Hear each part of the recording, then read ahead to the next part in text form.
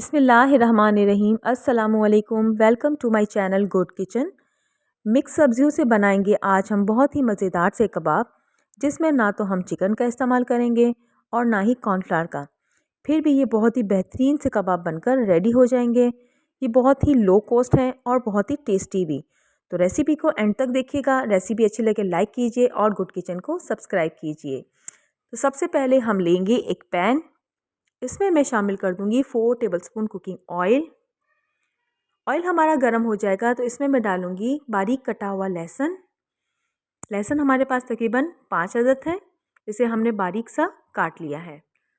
और साथ ही इसमें मैं शामिल कर दूंगी हरी मिर्च।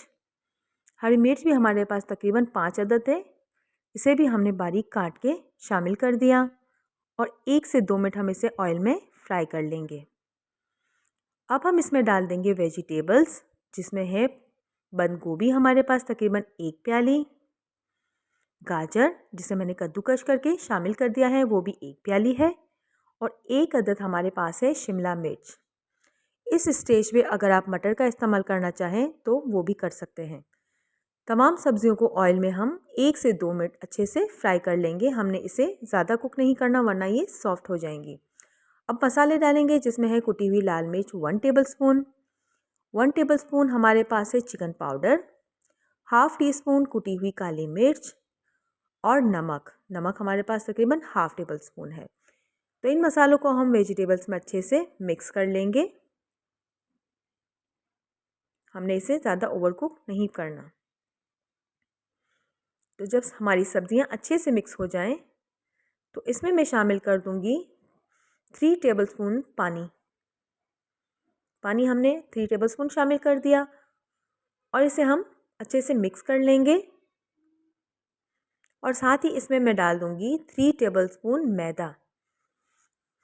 मैदे से अच्छी सी हमारी सब्ज़ी मिक्स करेंगे। साथ ही इसमें मैं शामिल कर दूंगी कुटा हुआ धनिया पाउडर और चाट मसाला 1 टेबलस्पून। तो इन तमाम चीज़ों को हम अच्छे से मिक्स कर लेंगे। और याद रखें हमें यहाँ पर फ्लेम को लो टू मीडियम पर रखना है और अच्छे से मिक्स करना है ताकि मैदे की गुठली ना बने। तो देखें ये हमारा बैटर अच्छे से रेडी हो चुका है। अब हम इस बैटर को एक अलहदा बाउल में निकाल लेंगे और ठंडा करने के लिए रख देंगे। तो देखिए हमारा जो बैटर है अच्छे से ठंडा हो चुका है। अब मैं इसमें शामिल करूंगी बारीक कटा हुआ हरा धनिया और साथ ही इसमें शामिल कर दूंगी उबले हुए आलू। आलू को हमने बॉईल करके अच्छे से मैश कर लिया है। अब इन तमाम चीज़ों को हम अच्छे से मिक्स कर लेंगे। तो देखिए इस तरह से हमने तमाम चीज़ों को अच्छे से मिक्स करना है।